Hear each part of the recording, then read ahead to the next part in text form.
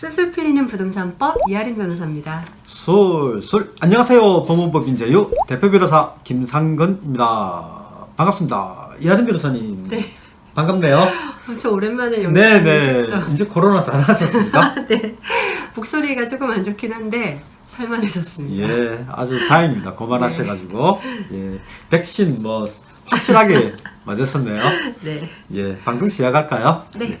오늘은 상가 분양 계약을 하실 때 확인하셔야 할 시설물에 대해서 알아보겠습니다. 최근 서울중앙지방법원에서 상가 건물 실외기에 관한 판결이 있었습니다. 상가 분양 계약을 할 당시에는 다른 곳에 실외기가 설치될 예정이었는데 입점하고 보니까 자기가 분양받는 상가 바로 옆에 실외기가 설치되어 있었거든요. 그래서 상가 주인이 실외기 소음 진동을 이유로 상가 건물 시행사에 대해서 손해배상 소송을 했습니다.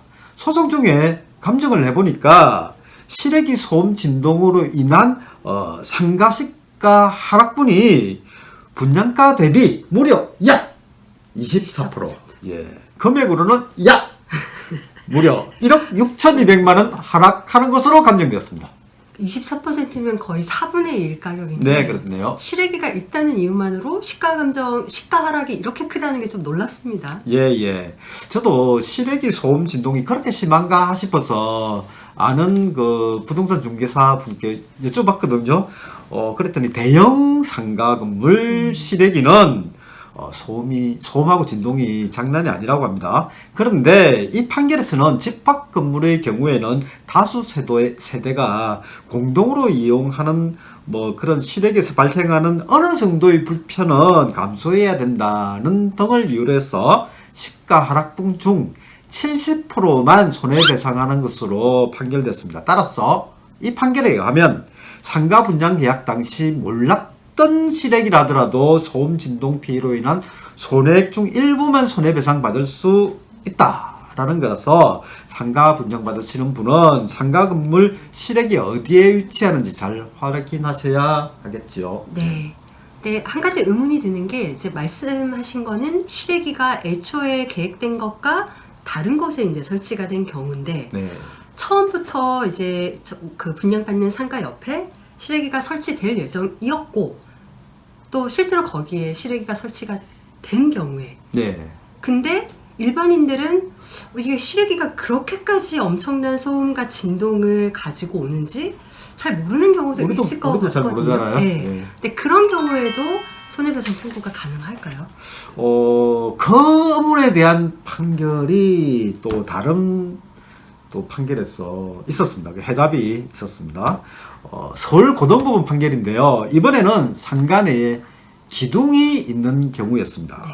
벽 중간에 볼록하게 기둥이 튀어나와 있어가지고 기둥이 공간 활용에 상당한 제약을 주는데 약 7,810만 원 손해배상이 인정되었습니다.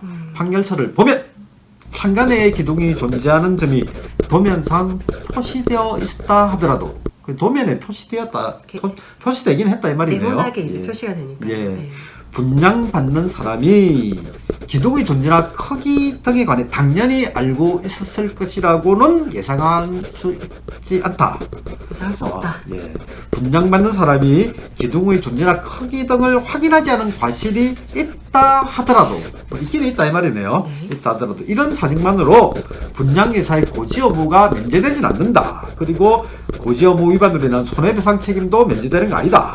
따라서 고지 의무 위반 등으로 인한 손해배상금을 지급할 의무가 있다. 이렇게 판시했습니다. 그러니까 말씀하신 거는 이제 기둥이 설치되는 거에 대해서 고지 의무가 있다는 건데 우리 실외기로 돌아와서 보면 이제 실외기가 설치된다는 것도 적극적으로 알려줘야 될 고지 의무가 있다라고 도면상 표시되어 있다 있겠네요. 하더라도 네. 소음 진동이 돼서 그리고 만약에 상가가 이제 조건이 똑같은 상가가 두 채가 있는데 하나는 실외기가 옆에 설치가 되고 또 하나는 설치가 안 되는데도 분양가가 만약에 같았다라고 하면 사실은 분양회사도 이 실외기가 얼마나 소음을 가지고 오고 진동을 가지고 올지 좀 충분히 예측을 못했을 수도 있는 것 같고 그렇다면 당연히 수분양자들한테도 충분하게 고지를 못했던 것으로 보일 수도 있을 것 같습니다. 네, 근데 처음부터 그 도면상으로도 시래기가 위치를 할 계획이었고 뭐 변동사항이 없다고 하면 수분양자도 그걸 확인하지 않은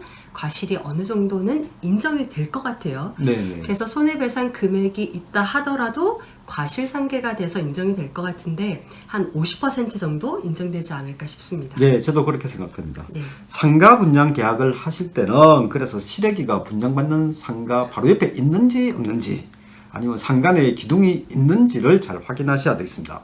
네, 오늘 본 두 가지 판결을 이제 종합해서 보면 상가를 분양 받으실 때 시래기가 위치한다라는 것 또는 기둥이 있다라고 하면 뭐 그 밖에 또 다른 이유들도 있을 텐데 이런 건 시가에 영향을 미칠 정도로 중요한 사항이니까 잘 체크를 하셔야겠습니다. 오늘은 여기까지 할까요? 네, 그렇게 할까요? 네, 시청 고맙습니다. 구독, 좋아요, 알람 설정 네, 부탁드립니다.